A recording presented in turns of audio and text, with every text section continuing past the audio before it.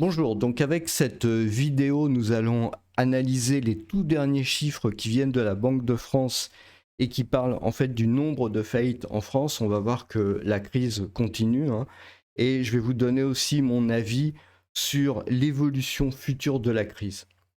Mais d'abord, je pense que c'est intéressant d'aller voir, il y a un compte qui s'appelle Fadel 1631, Fadel 1631, dans lequel il y a un short qui montre un centre-ville, donc je ne vais pas le jouer, hein, vous pouvez aller voir ce short sur sa chaîne, qui explique faillite et rue déserte, le vrai visage de la crise en France, famous.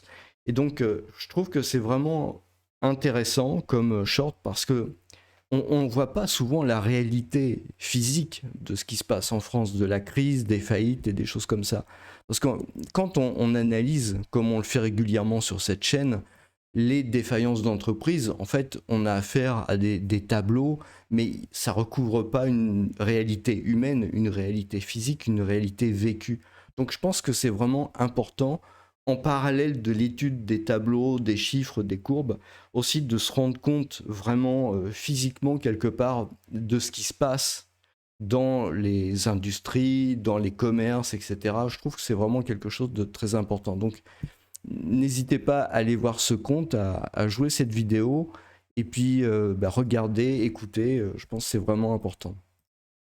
D'autre part, je veux vous présenter une playlist qui existe depuis déjà pas mal de temps sur la chaîne, mais qui s'appelle Tutos, signaux et indicateurs.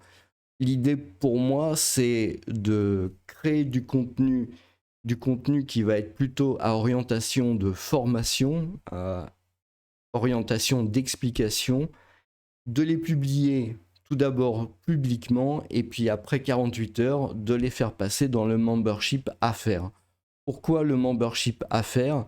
Eh bien tout simplement pour vous permettre de soutenir la chaîne et de m'indiquer qu'est-ce que vous aimeriez comme type de contenu. Et le fait de voir que vous enregistrez, vous rejoignez le membership affaires, ça va me permettre de comprendre que c'est vraiment le type de contenu qui vous intéresse. Donc voilà. Évidemment, vous avez aussi le membership investisseur, donc c'est encore mieux, hein. Donc ça va me permettre comme ça d'avoir un soutien de la chaîne qui est vraiment très important. Et donc je vous en remercie d'avance. Cette playlist, elle est destinée à être constamment enrichie.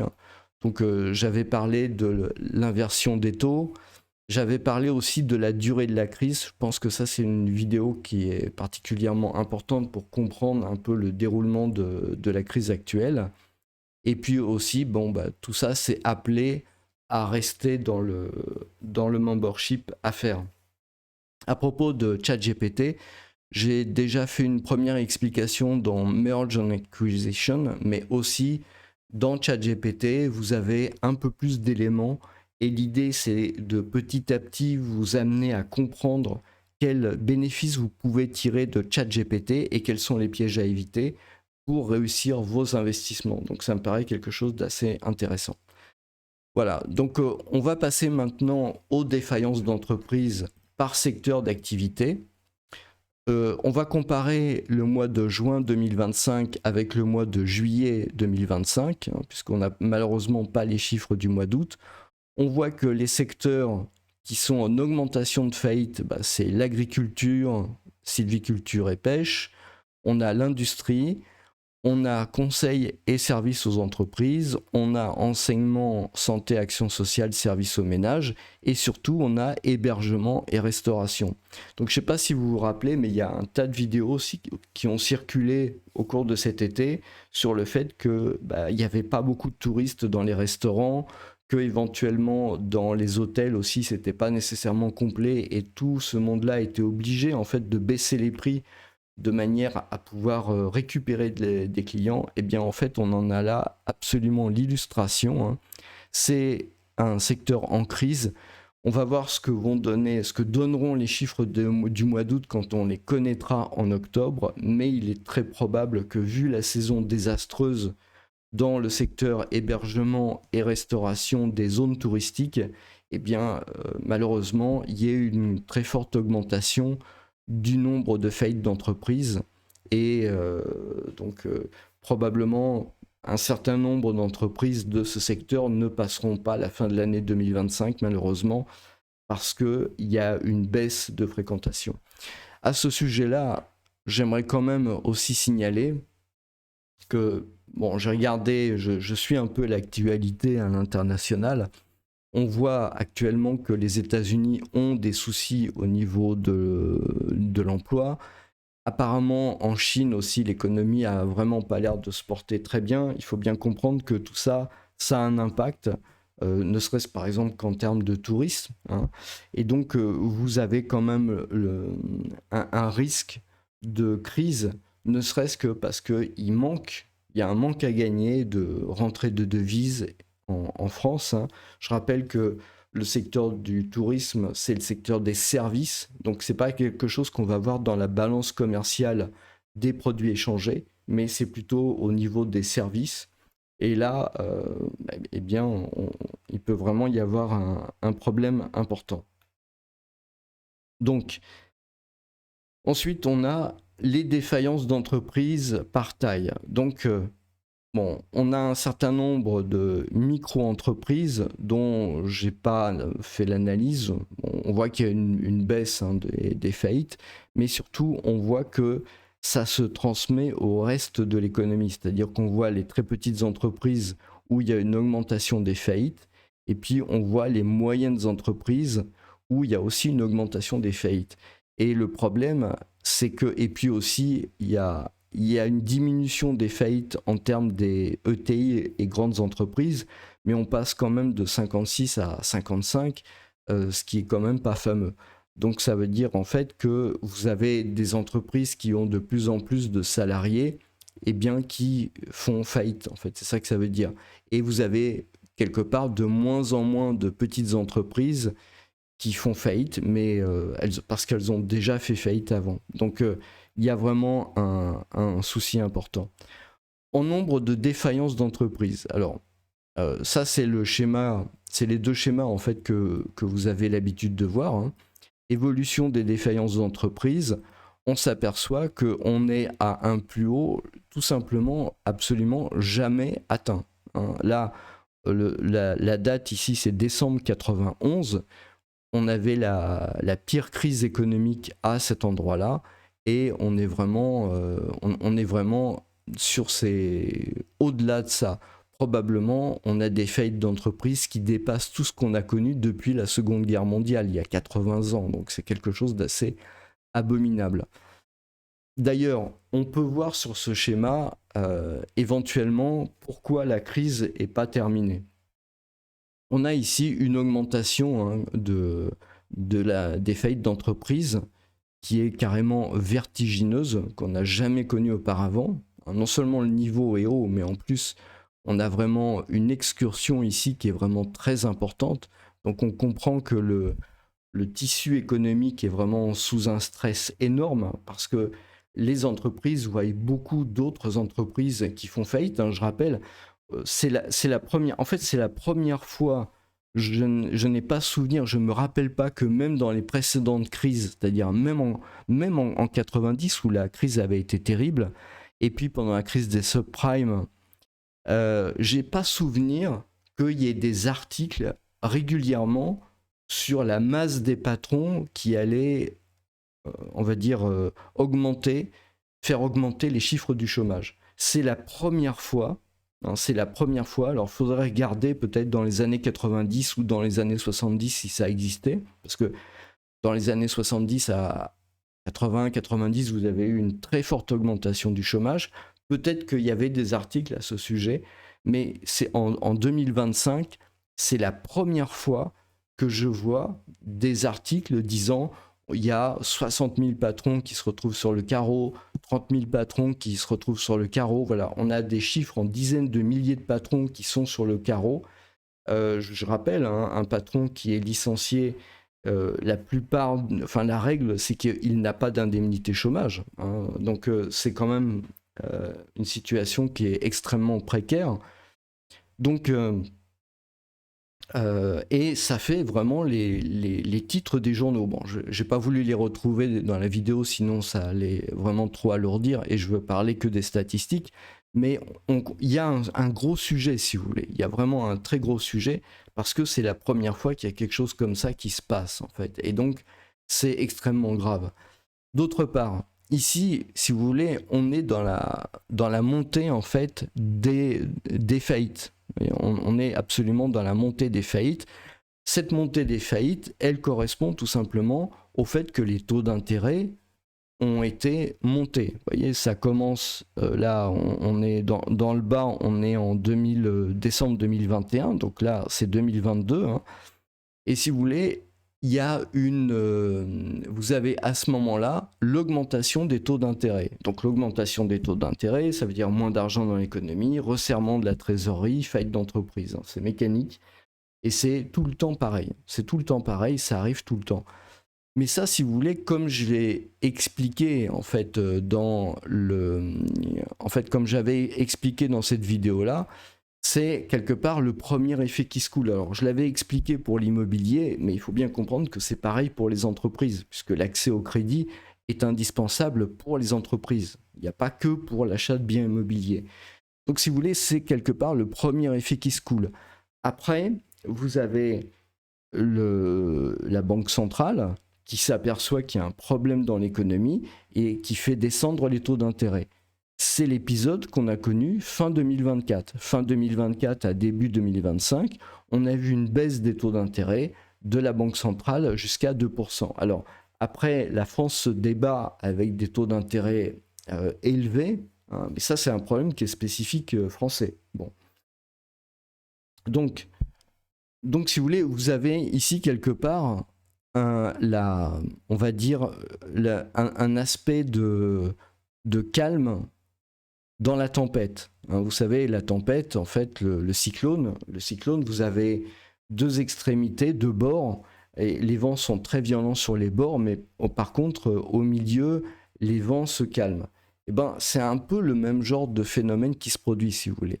Là, vous avez une augmentation des taux, hein, et donc comme ici, en fait. Puis après, vous avez un calme. Donc là, vous voyez, c'est quand même un calme qui dure longtemps. Hein. C'est un calme qui dure 2 ans. Hein. Ici, vous avez un calme aussi. On peut considérer que c'est 1 an et demi ou quelque chose comme ça. Et après, ça reprend de plus belle. Alors, ça reprend de plus belle, c'était crise des subprimes, crise de l'euro. Mais quelque part, on peut imaginer en fait que ça s'était lié.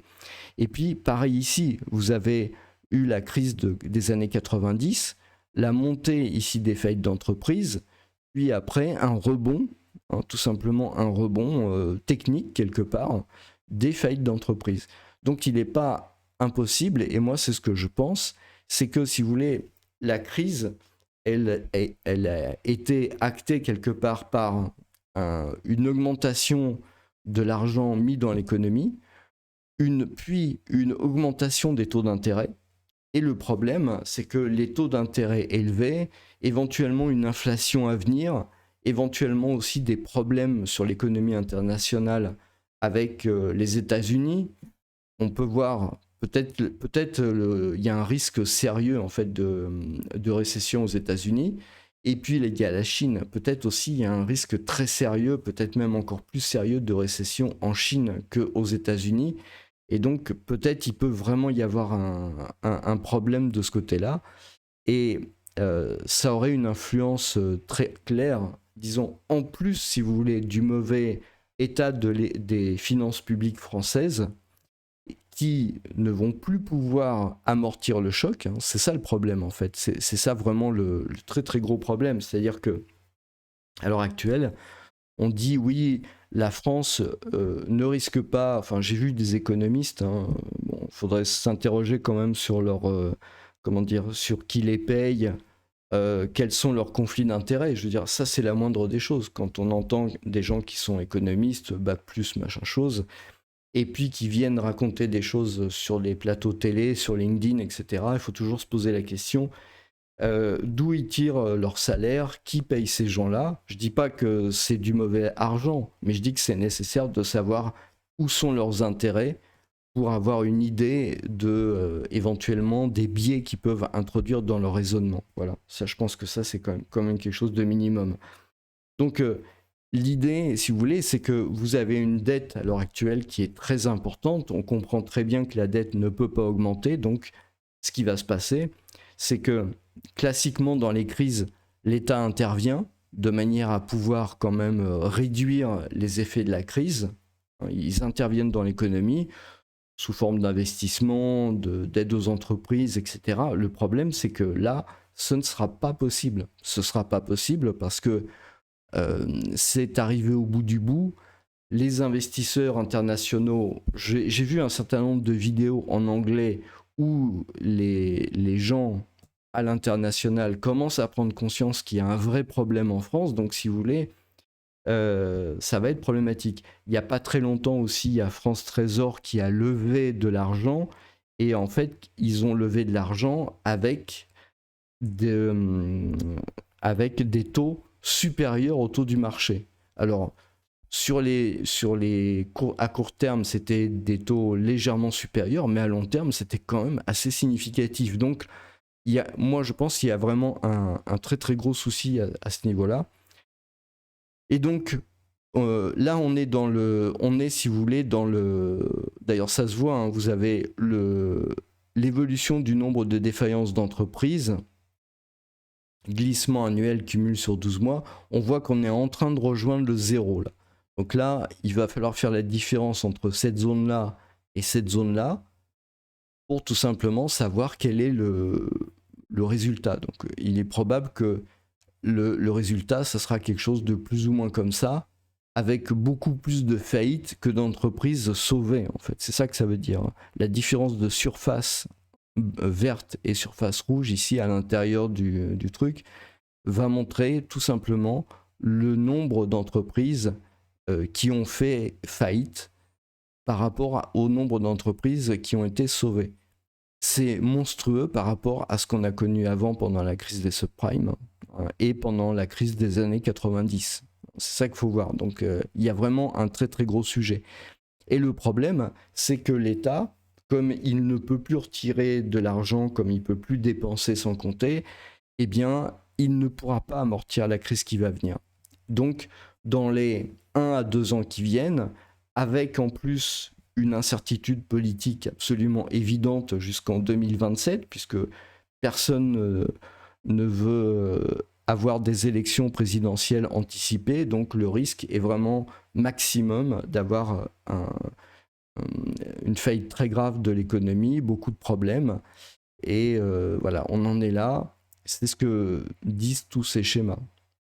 On voit bien d'ailleurs ici le double rebond de la crise des subprimes. On voit ici 2007, décembre 2007, une augmentation des faillites d'entreprises. Puis ici, 2008, une baisse des faillites d'entreprises. Puis de nouveau une hausse des faillites d'entreprises en 2009-2010. Donc vous voyez, c'est un schéma un peu classique qu'on va retrouver ici dans les années 90. Il y avait une crise qui avait été terrible, donc vous avez le premier effet qui se coule quelque part, hein, qui correspond à cette montée-là. Et puis ici, vous avez un rebond derrière qui avait été moins marqué. Mais là, le problème, c'est qu'on peut avoir un rebond qui va même être supérieur à ce qu'on a eu là en termes de maximum. Ça veut dire on peut vraiment avoir un rebond supérieur puisque l'État français n'a plus de quoi amortir ça. Hein. Donc vraiment, ça risque de poser un très très gros problème. Voilà, on peut voir le nombre mensuel de défaillances qui correspond à peu près à ce qu'il y a eu en 2024. Oui, ça c'est une variation, hein. Évolution du nombre de défaillances. Ici, on est sur une variation en fait. Hein. Voilà. Donc c'est pour ça qu'on est à peu près sur ce qu'il y avait en 2024. Le poids des défaillances des entreprises non financières en termes d'encours de crédit, le schéma est pas très très lisible. Donc je vais prendre ce qu'il y a sur le site web. Voilà. Je vais supprimer tout. Alors, il y a les micros et indéterminés. Bon. On a ensuite les TPE. Donc là, on voit clairement une augmentation sur les TPE. Donc, je compte pas l'espèce de créneau qu'il y a au-dessus. Les petites entreprises, ici, elles sont quand même toujours à un niveau très très important en termes de capitaux, etc. C'est quand même, en termes de volume, on est là sur vraiment des montants atteints lors de la crise des subprimes, si vous voulez. Donc on peut toujours dire c'est les auto-entrepreneurs ou je sais pas quoi, mais n'empêche qu'en termes de volume, d'ardoise, poids des défaillances d'entreprises non financières, en termes d'encours de crédit, on est sur des maximums du style de la crise des subprimes. On est dans une situation économique gravissime, gravissime. Et malheureusement, au niveau politique, il n'y a rien qui est fait pour arranger le truc. C'est vraiment absolument terrible de... Mais bon, c'est la faute des électeurs aussi, quelque part. Hein. Donc, je veux dire, à un moment donné, faut pas pleurer, quoi. Je veux dire, voilà, c'est comme ça. Donc, les moyennes entreprises, hein, on voit ici, on est sur des niveaux qui sont très hauts. Hein. 0,85 ici. Voilà, 0,65, pardon, j'ai dit une bêtise. Pourquoi j'ai 0,80 0,65, ok, 0,65. Donc voilà, mais on est quand même sur des niveaux qui sont quand même extrêmement hauts. Le seul poste qu'on voit baisser, en fait, ce sont les ETI et les grandes entreprises. Mais il faut voir aussi qu'il y a quand même beaucoup de grandes entreprises qui maintenant sont plutôt à l'international. Cela dit, il y a... Enfin, je veux dire, ça préfigure rien de bon, en fait. Hein. C'est-à-dire qu'on peut avoir comme en 2000... voyons, ça c'est la crise des subprimes. Hein. On voit bien en 2007 une augmentation et puis une variation ici jusqu'en 2009. Ok, donc voilà sur le sujet. Donc, c'est ce que je vous avais dit au départ, hein, en termes de prospective, en termes de qu'est-ce qu'on peut attendre de l'avenir au regard de ces courbes. Le problème, c'est que globalement, en termes internationaux, pour l'instant, en tout cas en début septembre 2025, la situation, elle est pas mauvaise, mais elle risque d'être pire. Mais pour l'instant, elle n'est pas mauvaise.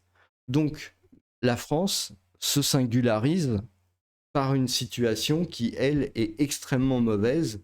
Et donc aujourd'hui, on est le 5 septembre. Le 12 septembre, il y a la notation avec Fitch. Donc pour moi, c'est quelque chose de très important.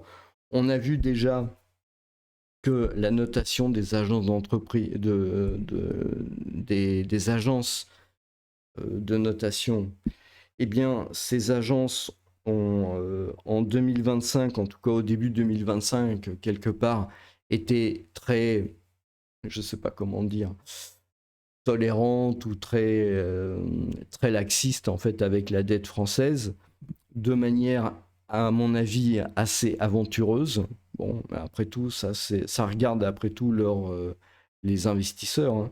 Et puis quelque part, on ne sait pas éventuellement les choses qui ont pu se passer, les pressions, ce genre de choses-là, hein, vu que il y a quand même pas mal de pressions qui sont sur la libre expression quelque part, donc on peut imaginer que voilà, on peut imaginer à peu près tout et n'importe quoi. Je veux dire, à partir du moment où la liberté d'expression est vraiment remise en cause de manière aussi fondamentale, on peut vraiment perdre confiance en fait dans les chiffres. Alors pas nécessairement les chiffres de la Banque de France et l'INSEE où c'est vraiment des trucs assez lourds, mais bon, une agence de notation c'est peu de personnes, peu de capital, ça peut être interdit, ça peut être... voilà. D'ailleurs, il y a quelque chose qui est assez inquiétant, c'est que depuis le début de l'année, sur la page de la notation de la France, hein, sur France Trésor, vous voyez 5 agences qui ont été rajoutées comme ça. Donc quelque part, il y a un peu, alors c'est peut-être pas un chantage, mais en tout cas, c'est le fait de dire, bon bah voilà, si vous nous notez pas correctement, bah nous, on va présenter d'autres agences, on va faire jouer la concurrence. Et dans ces agences, vous avez des agences de notation qui attribuent, qui attribuent triple A stable, c'est juste une farce, à la dette française. Donc voilà, c'est vraiment un peu du grand n'importe quoi. Au lieu de régler les problèmes, eh bien, on joue sur l'information. Je trouve ça assez terrible. Des gens comme Marc Toiti expliquent qu'ils ont eu des pressions, hein, quelque part. Donc voilà, c'est quelque chose. Ça veut dire que c'est du sérieux. C'est-à-dire que s'il n'y avait pas ça, s'il n'y avait pas de pression, s'il y avait quelque part quelque chose de régulier, même avec une baisse de notation, hein, de double A à simple A, à la limite, pourquoi pas. Mais quand on arrive d'un peu dans ce genre de situation où la lecture, on va dire, des chiffres est troublée, c'est le moins qu'on puisse dire, eh bien à ce moment-là, ça commence vraiment à poser de très gros problèmes de crédibilité. Et donc, vous imaginez bien que euh, c'est le signe vraiment de quelque chose d'assez problématique, hein, je veux dire.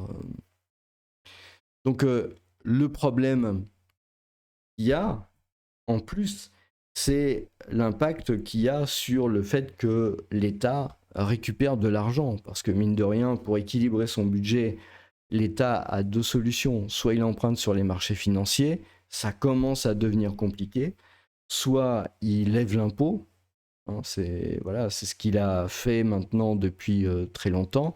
On est en France dans une économie, je l'ai déjà dit, mais je le répète, hein, pour les gens qui éventuellement sont de gauche et qui ont peut-être un peu de mal avec l'économie, on est dans une économie qui est socialisée. Alors elle n'est pas collectivisée, mais c'est une économie qui est socialiste. D'ailleurs, je veux dire, la classe politique dans son ensemble est une classe socialiste. Enfin, je veux dire, en termes tout à fait politiques du terme, hein. La meilleure preuve, quand vous regardez par exemple les LR, les fameux LR, on a entendu il y a 2 ou 3 jours un LR disant qu'ils allaient soutenir un gouvernement socialiste. Évidemment, ils sont socialistes, donc la question ne se pose pas. Après, si vous pensez que, enfin, ceux qui pensent que la France est un pays libéral ou ultra-libéral, il faut expliquer les critères sur lesquels un pays est jugé libéral ou ultra-libéral. Mais en tout cas, un pays dans lequel l'État préempte plus de la moitié de la richesse, pour moi, c'est pas un État libéral, hein. Donc voilà. Donc la crainte, c'est cette crainte-là. Quelque part, c'est un rebond mécanique, on va dire, qui semble pas déraisonnable. C'est-à-dire que vous avez une crise, vous avez des excès qui ont été commis, vous avez des excès donc qui sont, comment dire, réduits, hein. C'est ce qu'on voit là, hein. C'est-à-dire que vous avez de l'argent qui ont été mis dans l'économie. Ensuite, vous avez eu, avec les taux d'intérêt qui montent, bah, de l'argent qui a été retiré quelque part. Donc, vous avez un excès dans l'autre sens. L'excès est corrigé par la baisse des taux. C'est ce qu'on voit à l'heure actuelle à la BCE, hein. Je veux dire, ça reprend à peu près ce schéma-là, hein. Puis après, ça a été trop loin. Il y a il y a de l'inflation. Vous avez ce genre de problème. Et à ce moment-là, bah, vous avez une perte de pouvoir d'achat aussi des gens. Ça aussi, c'est important, hein. C'est d'ailleurs ça, en fait, le centre du problème. C'est-à-dire que dans la deuxième partie ici, vous avez une perte perte de pouvoir d'achat de la part des consommateurs, hein. Donc une baisse de la consommation, donc une remontée des faillites. Voilà. Éventuellement, donc avec alors soit de l'inflation, soit de la déflation, ça dépend. Il peut y avoir les deux. Il peut y avoir soit l'un, soit l'autre. Voilà. On voit, hein, si vous regardez les prix du pétrole à l'international en ce moment, ils ont beaucoup de mal à aller vers le haut, les prix du pétrole, malgré les problèmes géopolitiques, malgré tout un tas de problèmes. Pourquoi? Parce qu'il y a une crise qui est larvée, en fait. Il y a une crise dans le système qui est économique, hein. Il y a une crise qui est là. Et donc, les prix du pétrole ne peuvent pas exploser à la hausse, comme ils le feraient si l'économie marchait très bien. Donc, ça, c'est quand même un indicateur, si vous voulez, c'est un indicateur global, alors qui peut inquiéter maintenant les économies comme, je sais pas, les autres pays européens, les États-Unis, etc. Mais la France, on a un déroulement propre. On a un déroulement propre parce que il y a une problématique spécifique de budget de l'État, parce qu'on est un pays socialiste et que tout dépend de l'État. Le problème, ça se voit très facilement. Quand il y a des élections en France, vous avez les budgets qui sont bloqués. Je veux dire, tout le monde dans les entreprises le sait très bien. Hein. Quand vous êtes salarié dans une entreprise, vous savez très bien que si vous avez affaire à l'État ou si vous avez affaire à des entreprises qui ont affaire à l'État, vous savez très bien que en période d'élection, les budgets sont bloqués parce que l'État ne décide rien. Bah oui, l'État est présent partout. L'État est comme dans un pays socialiste, voire comme dans un pays communiste. L'État flèche l'investissement. L'État dépense. L'État fait travailler tout un tissu économique. Donc on est dans une vraie économie socialiste. Le problème des économies socialistes, c'est qu'elles sont suboptimales. C'est-à-dire que au bout d'un moment, comme ils brassent beaucoup d'argent, ces gens-là récupèrent énormément de pouvoir. On le voit bien à l'heure actuelle. Je veux dire, en France, vous avez absolument plus de contre-pouvoir. Ça n'existe plus. Tout est, tout est d'un seul côté. Les médias, les conseils constitutionnels, le Parlement, le gouvernement, tout est vraiment, absolument tout, d'un côté. Seulement, cette situation-là, c'est une situation extrême et c'est une situation surtout qui ne peut pas durer. Pourquoi? C'est simple. À partir du moment où vous avez des gens qui ont tous les pouvoirs, ce qui se passe, c'est qu'ils les utilisent. C'est bête un peu comme truc, mais voilà, c'est comme ça que ça se passe. Comme ils les utilisent, nécessairement, c'est pas optimal pour faire fonctionner l'économie. Donc ça crée un problème. Et au bout d'un certain temps de ce régime-là, tout simplement, l'économie, elle part à l'ouest. Et c'est ce qu'on est probablement en train de vivre. On a eu 50 ans de... c'est plus qu'une mainmise, en fait. C'est de préemption de l'économie par le socialisme, par des gens qui sortent des mêmes écoles, qui sont formés, voilà, de même famille, qui sont formés de la même façon. Alors, alors ils font bien rentrer de temps en temps hein, quelques gens des quartiers défavorisés pour faire style genre, mais voilà. L'idée, c'est quand même ça. Hein, je veux dire, on retrouve vraiment les mêmes partout dans les centres de recherche, dans les universités, dans les grandes écoles, au gouvernement. Voilà, vous avez vraiment cette espèce de caste qui a réussi en fait à récupérer tous les pouvoirs. Et leur problème, c'est que maintenant, éventuellement, il faudrait qu'ils fassent des sacrifices pour que l'économie puisse quelque part redémarrer. Le problème, c'est que ça leur est pas possible hein, parce ils sont vraiment, il y a vraiment tout un clientélisme en fait qui existe. Et donc, c'est pour ça, à l'heure actuelle, ils ne peuvent pas réduire les dépenses de l'État. C'est vraiment à cause de cette situation socialiste, qu'ils ne peuvent pas résoudre les dépenses de l'État. Mais si vous voulez, limite, c'est pas de la politique. Pourquoi c'est limite pas de la politique? Parce que vous n'avez pas de contre-pouvoir. Ça veut dire, quel que soit le parti vers lequel vous vous tournez, c'est la même situation. Vous avez, alors peut-être il existe des micro-partis ou des partis pas très connus, des partis qui n'ont pas accès aux médias en France et qui ont une vision différente des choses en termes économiques, mais pour ce qui concerne tous les partis qui sont présents en tout cas à l'Assemblée nationale et au Sénat, tous ces gens-là, en fait, sont des gens qui sont très bien dans le système socialiste et qui ne demandent qu'une chose, c'est à continuer à en profiter. Et voilà. Le problème, c'est que ce type de système, ça se voit très typiquement avec l'URSS, hein, ça ne peut pas fonctionner parce que à un moment donné, bah, ce qui est consommé en fait n'est pas optimal. Et à partir du moment où c'est pas optimal, bah, il arrive à un moment où on arrive dans une crise qui n'est plus une crise économique, mais qui devient une crise de système. C'est un peu là-dedans dans lequel on est. Hein. On a un peu une crise du système dans lequel il y a l'économie, avec un ensemble, on va dire, qui est l'ensemble de l'État, quelque part, et puis l'ensemble privé. L'État préempte dans le privé, mais au bout d'un certain temps, bah, ça marche plus beaucoup. Le problème, c'est que euh, l'État peut gonfler, mais il ne peut pas dégonfler. Et donc c'est ça son problème en fait, c'est ça son problème. Il faudrait qu'il puisse dégonfler pour pouvoir lâcher un peu de lest sur l'économie privée, de manière à ce qu'il y ait une augmentation de la richesse produite pour qu'il puisse, mine de rien, en profiter lui aussi. Mais, ça ne se passe pas. Pour tout un tas de raisons. Hein. Je veux dire, c'est pas. Je pense que c'est lié à des mécanismes sociologiques, etc. Voilà, c'est autre chose. Mais voilà, donc malheureusement, on est dans cette situation-là.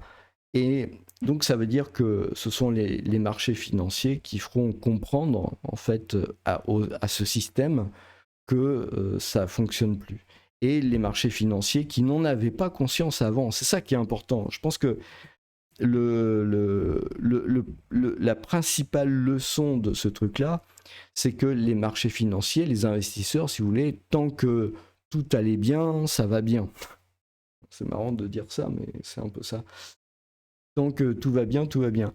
Le jour où ils commencent à s'apercevoir en fait que bah, finalement l'État a vraiment a une pression beaucoup trop importante sur le développement économique du pays et que finalement il se compromet lui-même quelque part puisqu'il n'arrive plus à retirer tout l'argent dont il a besoin, et bien à ce moment-là, les investisseurs internationaux commencent à avoir peur et les taux d'intérêt commencent à monter. D'ailleurs, c'est ça qu'il faut regarder. Hein. Vous avez, on dit la dette de la France, les investisseurs internationaux n'ont pas peur. Bah, moi, je suis pas d'accord. Ils ont peur. La preuve, c'est qu'il y a les taux qui montent parce qu'ils prennent de la dette, mais ils la prennent à des taux supérieurs. Qu'est-ce que ça veut dire quand un investisseur prend de la dette à des taux supérieurs? Ça veut dire qu'il veut se couvrir contre le risque. Donc à partir du moment où il veut se couvrir contre le risque, il demande un taux d'intérêt supérieur. Alors pour l'instant, ça représente, je sais pas, hein, je crois que c'est 0,2 ou 0,3%, mais c'est quand même pas rien. C'est quand même, la hauteur d'un changement de taux à la Fed ou à la BCE. Donc c'est quand même pas rien, c'est quand même significatif du problème.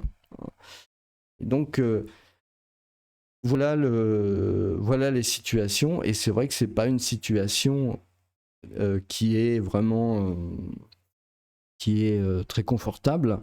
Alors de là à dire qu'il y a un risque de crédit pour la France, ça c'est pas évident.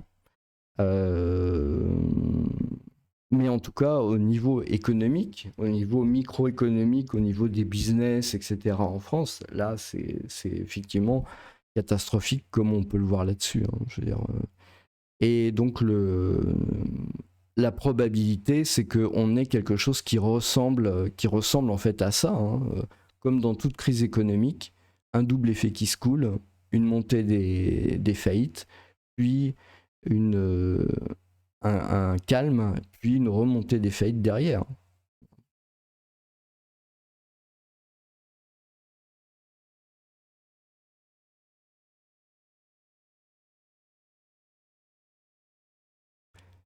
Voilà, bah écoutez, j'espère que cette vidéo vous aura intéressé. N'oubliez pas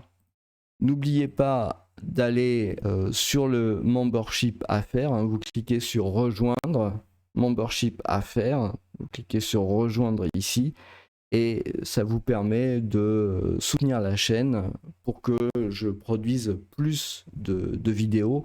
Et donc, je vous dis tout de suite, hein, c'est pour produire plus de vidéos de tutos, d'explications,